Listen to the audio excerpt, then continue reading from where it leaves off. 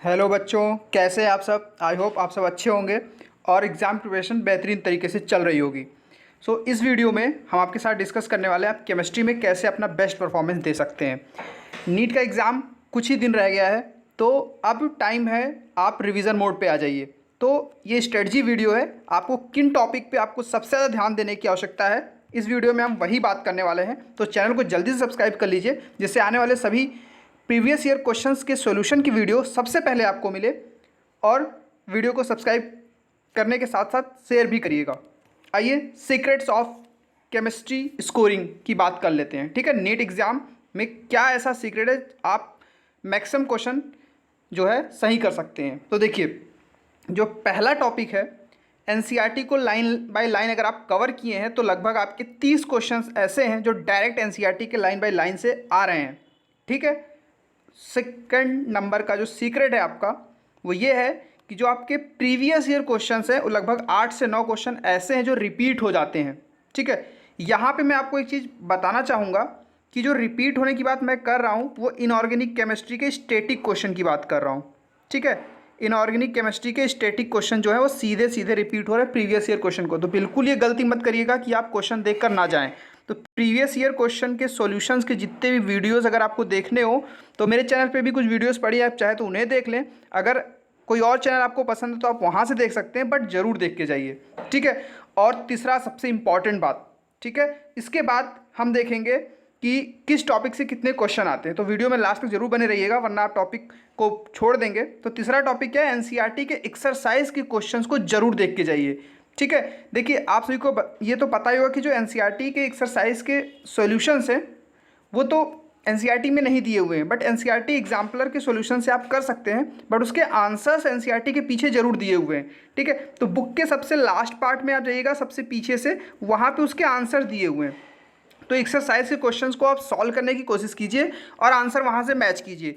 तो अब इसके क्वेश्चंस कितने आपको मिल जाएंगे, तो एग्ज़ाम में आपको यहाँ से लगभग 5 से 6 क्वेश्चन मिल जाने वाले हैं। ठीक है, यहाँ ध्यान दीजिए, 5 से 6 क्वेश्चन अगर मिल जाते हैं तो इस हिसाब से अगर चलिए यहाँ पे 30 क्वेश्चन लेते हैं, यहाँ मान लीजिए 9 क्वेश्चन लेते हैं। ठीक है, और यहाँ पे 6 लेते हैं। ठीक है, तो इस हिसाब से ये 39, ठीक है, और ये 6, आपके लगभग 45 क्वेश्चन जो है एनसीईआरटी के अराउंड ही इर्द गिर्द घूम रहे हैं।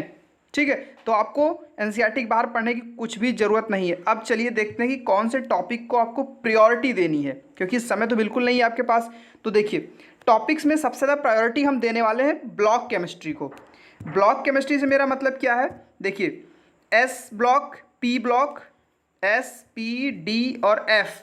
अब मैं ऐसा भला क्यों कह रहा हूँ, तो देखिए ऐसा मैं इसलिए कह रहा हूँ, ठीक है, ध्यान से देखिए कितने क्वेश्चन आए हैं इस ब्लॉक से, तो आपको समझ में आ जाए कि मैं ऐसा क्यों कह रहा हूँ, क्या मेरा कहना उचित है या नहीं। तो देखिए ध्यान से आप, देखिए 2018 में ब्लॉक केमिस्ट्री से 4 क्वेश्चन पूछे गए हैं, 2019 में 7। ठीक है, 19 का ही पेपर जो अदर एग्ज़ाम, जैसे उड़ीसा में एग्ज़ाम होता है, फिर अदर स्टेट के एग्ज़ाम भी होते हैं, तो वहाँ पे लगभग 10 क्वेश्चन देखिए यहाँ पूछे गए हैं। 2020 में 8, ठीक है, 20 के अदर एग्जाम्स में 9 क्वेश्चन और 21 में 9। मतलब आप देखिए नीट लेवल के जितने भी एग्जाम हो रहे हैं वहाँ पे ब्लॉक केमिस्ट्री के क्वेश्चन बहुत ही ज़्यादा पूछे जा रहे हैं। तो आपको प्रायोरिटी पे क्या रखनी है, ब्लॉक केमिस्ट्री को रिवाइज करिए ज़्यादा से ज़्यादा जितना भी हो सके। ठीक है, फिर सेकेंड टॉपिक हमारा क्या है, ध्यान से देखिए, टॉपिक 2 पे चलते हैं। जो हमारा टॉपिक है वो है केमिकल बॉन्डिंग। केमिकल बॉन्डिंग तो सब लोग पढ़ते हैं। ठीक है, केमिकल बॉन्डिंग में आपको रिवाइज करना है। अब बात आती है कि क्या रिवाइज करना है, तो देखिए स्ट्रक्चर बहुत पूछ रहे हैं। ठीक है, स्ट्रक्चर जरूर देख के जाइएगा, स्ट्रक्चर देखिएगा। उसके बाद आपको क्या डाइपोल मूवमेंट कैलकुलेट करना जरूर आना चाहिए। ठीक है, डाइपोल मूवमेंट कैसे कैलकुलेट करते हैं, उसका फार्मूला जो होता है म्यू इक्वल टू, ठीक है, क्यू इंटू डी, उसके बेसिस पे जो फार्मूला कैलकुलेट करते हैं वो बिल्कुल आपको रटा होना चाहिए। फिर उसके बाद जो आपका बॉन्ड ऑर्डर कैलकुलेट करने को आता है, बॉन्ड ऑर्डर आपको रटा हुआ होना चाहिए। ठीक है, बॉन्ड ऑर्डर कुछ स्पेसिफिक चीज़ों के याद होने चाहिए, जैसे कुछ एक्सेप्शन होते हैं। ठीक है, एक्सेप्शन की एक ट्रिक होती है बॉस। ठीक है, बॉस में क्या होता है, B2O2 और S2। ठीक है, ये एक्सेप्शन होते हैं। एक्चुअली ये पैरामेट्रिक बिहेवियर शो करते हैं, बट इवन नंबर इलेक्ट्रॉन होते हैं फिर भी। तो ये चीज़ कुछ ट्रिक्स हैं जो आपको जरूर पता होना चाहिए। अगर आपको लगता है कि आप इन सब चीज़ों में वीक है तो मैं इस पर वीडियो मेरे चैनल पर पड़ी हुई है, आप विजिट करिए। और ट्रिक्स फॉर नीट एवं जेईई मेंस के नाम से पड़े हुए ट्रिक्स, आप उनको वीडियोस को रेफर कर सकते हैं। अगर आपको वीडियो पसंद आए तो ज़रूर देखिए, वरना कोई और चैनल आप वहाँ विजिट कर सकते हैं, बट इसको छोड़ के नहीं जाना है।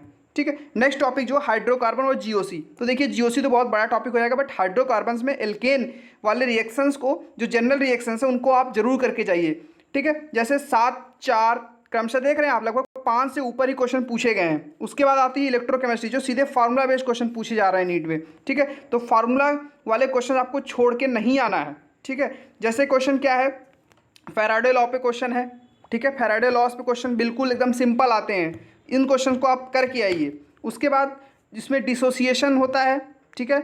उसके बाद सीधे फार्मूला बेस, जैसे क्या होता है कि अल्फा वाले डिसोसिएशन वाले क्वेश्चन भी आ जा रहे हैं, तो इन क्वेश्चंस को भी आप छोड़ के नहीं आ सकते, क्योंकि ये ऐसे क्वेश्चन हैं जिनको अगर आप एक बार भी लगाते हैं तो क्वेश्चन आपका हो जाएगा। आइए फिर देखते हैं थर्मोडायनेमिक्स, 5वां सबसे इंपॉर्टेंट टॉपिक है। तो थर्मोडायनेमिक्स में क्या, कन्वेंशन वाला पार्ट, या और दूसरा बोले तो ग्राफ का पार्ट, ठीक है। 2021 में क्वेश्चन एक आया था जिसमें सीधे पीवी कर्व देके एनसीईआरटी सीधे कर्व ही पूछ लिया था। तो किस पॉइंट पे ऐसे करके एक कर्व था, उसमें पूछा था कौन सा पीवी कर्व को मतलब पीवी कर्व को सही रिप्रेजेंट करता है। तो आप देखिए एनसीईआरटी अगर आप पढ़े भी है ना तो क्वेश्चन बिल्कुल हो जाने वाला है। आइए फिर नेक्स्ट टॉपिक हमारा जो है केमिकल काइनेटिक्स, ठीक है। केमिकल काइनेटिक्स क्या बताता है, केमिकल काइनेटिक्स में न्यूमेरिकल बेस्ड क्वेश्चन आने वाले हैं, वही हाफ लाइफ पे क्वेश्चन आ जाता है, ठीक है। तो हाफ लाइफ के फार्मूले हैं, 2-3 फार्मूले हैं, ठीक है। एनसीईआरटी में दिए हुए हैं, आप इन क्वेश्चंस को देख के इजीली कर सकते हैं, कॉम्प्रीहेंड कर सकते हैं, ठीक है।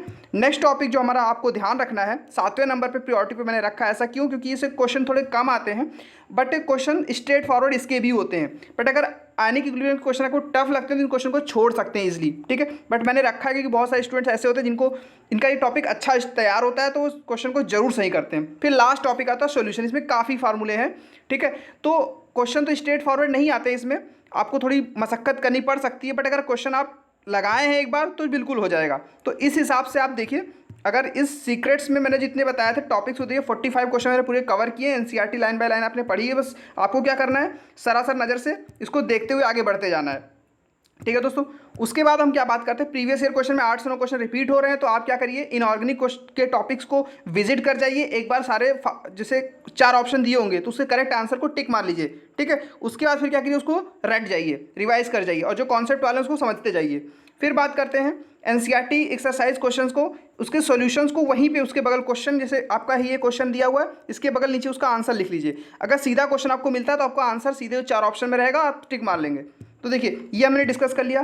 तो फाइनली अब हमारा टारगेट क्या है, नीट को क्रैक करना। तो जस्ट टेक इट फ्रेंड्स, हमारा ये चैनल है केमनीति, ये बिल्कुल ट्राई कर रहा है कि आपको स्पीड एवं फास्ट सॉल्यूशन दे हर एक क्वेश्चन का, एवं हमने कोशिश किया है कि प्रीवियस ईयर क्वेश्चन के मैक्सिमम जितने सॉल्यूशन हो सके क्वेश्चन आपके सामने मिले, और छोटी से छोटी वीडियो जिससे आप देखकर उन टॉपिक्स को याद करके कॉन्सेप्ट समझ सकें। तो अगर आपको वीडियो पसंद आई हो और हमारे द्वारा किया गया काम जरा सा भी पसंद हो तो चैनल को सब्सक्राइब कर लीजिएगा, लाइक करिएगा और शेयर भी करिएगा। So thank you very much. Just crack it बच्चों, थैंक यू।